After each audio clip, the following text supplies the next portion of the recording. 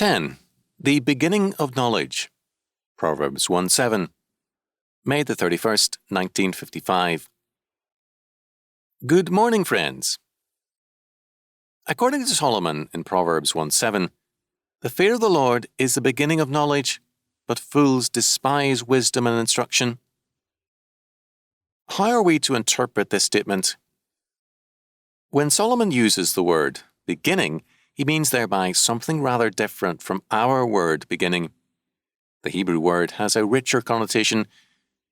We might understand it better if we think of the Greek expression in the book of Revelation, I am the Alpha and the Omega, that is, I am the A and the Z of all things. In other words, the essential part.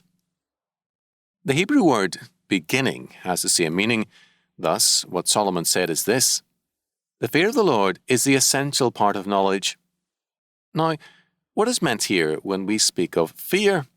It means not terror, but fear in the sense of being afraid of transgression, being afraid of going astray. It is also what we call humility and reverence.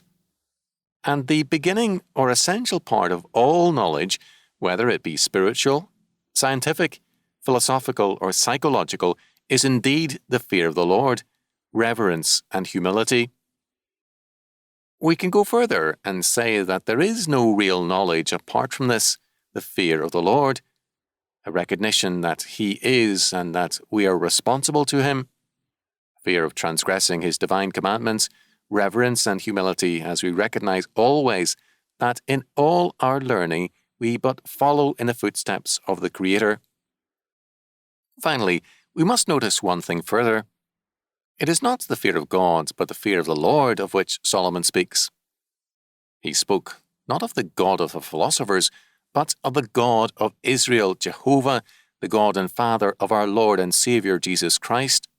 The God of the philosophers is only an idea whom no one worships or fears. The God of the Bible is the living Lord who made heaven and earth and before whom we stand in awe and fear.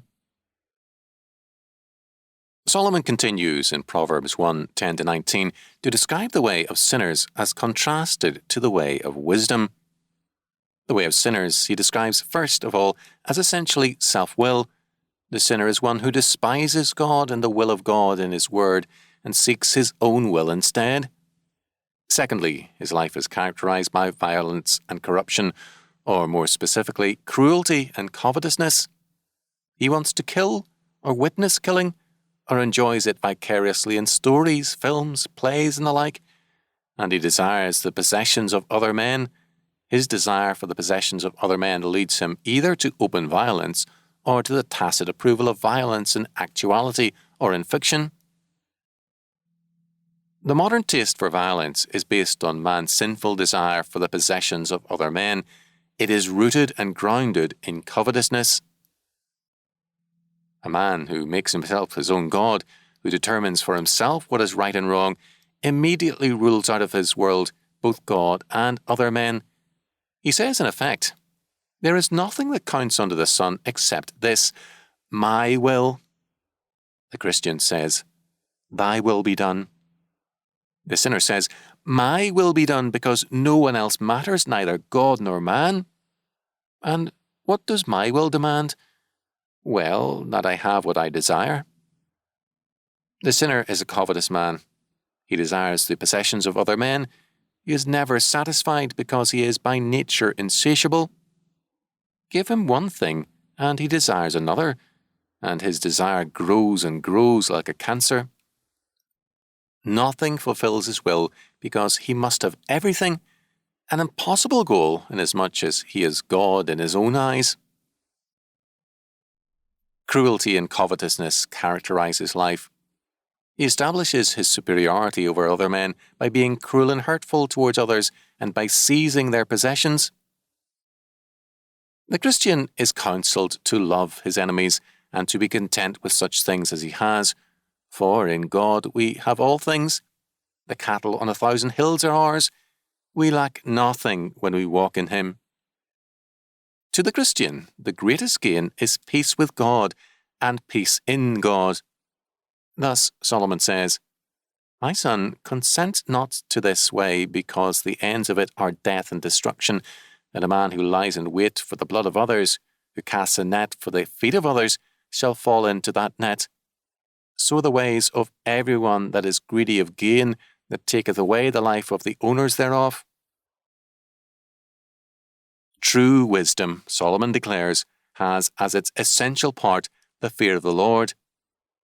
This fear is a blessed fear, because it leads to peace with God and peace in God.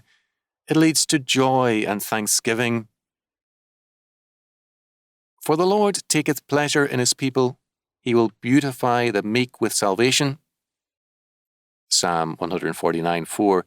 Praise ye the Lord, praise God in his sanctuary, praise him in the firmament of his power.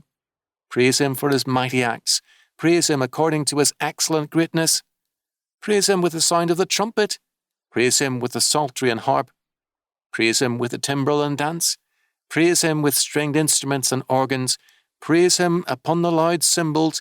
Praise him upon the high-sounding cymbals. Let everything that hath breath praise the Lord.